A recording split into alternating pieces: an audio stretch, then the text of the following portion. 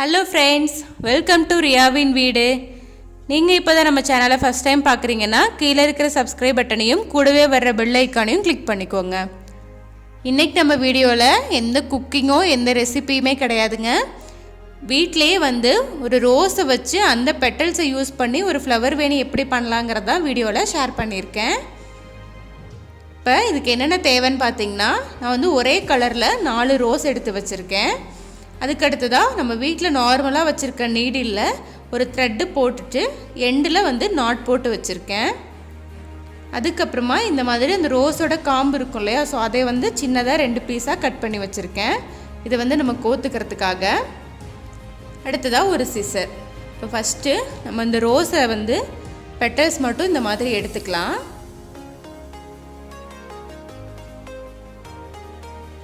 இப்படி எடுத்ததுக்கப்புறம் உங்களுக்கு உள்ளே குட்டியாக தான் இருக்கும் பெட்டல்ஸ் இல்லையா, ஸோ அது நமக்கு தேவைப்படாது, அதை எடுத்துடலாம். மீதி வெளியில் இருக்கிற பெட்டல்ஸ் எல்லாமே கொஞ்சம் பெருசாக இருக்கும். அந்த பெட்டல்ஸ் வச்சு தான் யூஸ் பண்ணி நம்ம இந்த வேணி பண்ண போகிறோம். இப்போ ஃபஸ்ட்டு நீடில் நம்ம வச்சுருக்க அந்த ரோஸோட காம்பை கோத்துக்கலாம். இந்த மாதிரி பண்ணும்போது உங்களுக்கு கொஞ்சம் ஸ்டிஃபாக இருக்கும் பூக்க நல்லா கோத்ததுக்கப்புறம், அதுக்காக தான் இந்த மாதிரி பண்ணுறேன். இப்போது ரோஸ் பெட்டல்ஸ் ஒன்று எடுத்துட்டு இப்போ பாருங்கள், இந்த ஒயிட் கலர் மாதிரி இருக்கு இல்லையா, இது எப்போவுமே வெளியில் மேலே தெரிகிற மாதிரி இருக்கணும். அதுக்கப்புறம் பெட்டலை ஒரு ஹாஃப் இந்த பக்கமும் இன்னொரு half left side and right side 2 சைடுமே இந்த மாதிரி ஹாஃபாக ஃபோல்ட் பண்ணிவிட்டு நீடில் நம்ம கோத்துக்கலாம். நம்ம நார்மலாக மல்லிகைப்பூலாம் எப்படி கோப்போமோ அதே மாதிரி தாங்க கோக்கணும்.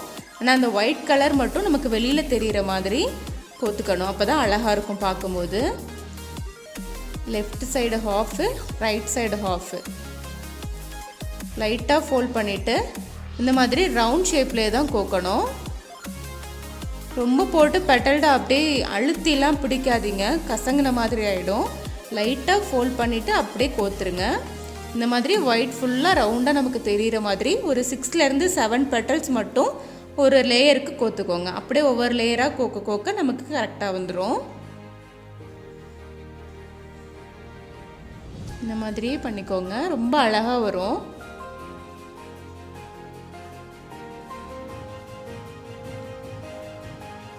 இதே மாதிரி ரவுண்டாக கோத்து எடுத்துக்கலாம். இப்போ நம்ம